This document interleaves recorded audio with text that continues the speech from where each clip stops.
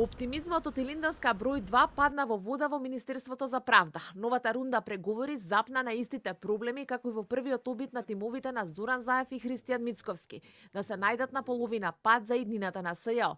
Истрагите на Катица Јанева отворени откако измина рокот за покренување обвиненија, но и нејзиниот наследник клучни несогласувања на релација СДСМ ВМРО ДПМН. Шефот на новото обвинителство во кое што треба да се припои СЈО да биде на предлог на најголемата опозицијска партија.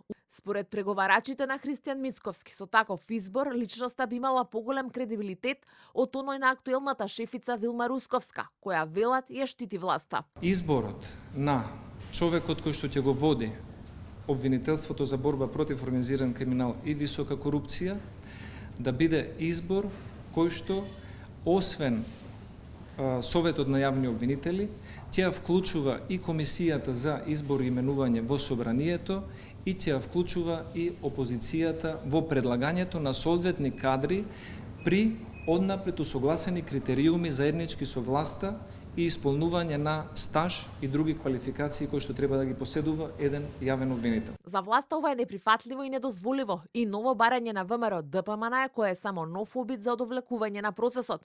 Предлозите на опозицијата ги карактеризираат како сталинистички, со една цел – СЈО комплетно да исчезне. Одредени решенија кои што многу лесно го карактеризираат нивниот закон како ретрограден и сталинистички, беа позиции на кои што тие останаа во текот на денешните разговори. Според барањето на ВМРО ДПМН треба да дојде до целосно демонтирање на структурата на специјалното јавно обвинителство, но за жал и на обвинителството за организиран криминал. Истрагите отворени по 30 јуни, за кои ВМРО ДПМН инсистира додат кај јавниот обвинител, а не да продолжат по автоматизам во фазата во која што се наоѓаат за власта е нов обид за амнестија.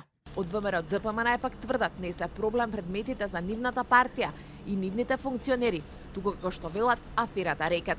Гледајќи ги разликите, се надевам дека ВМРО ДПМН ќе се преиспита во своите ставови, ќе ги стави во предност интересите за евроинтеграција на нашата земја и на граѓаните пред личните интереси на лицата од нивната партија за кои што се водат постапки пред надлежните судови. Очигледно е дека власта не сака да се откаже од Вилма Русковска и очигледно е дека Вилма Русковска им е многу битна за да им служи не како обвинител, туку како адвокат на многу лица за кои што во јавноста постои сомнеш дека се дел од мега скандалот Рекет, а се високи функционери на власта. Преговорите за законот кој што е услов за октомврискиот датум за старт на преговори со Европската унија продолжуваат по 15 август.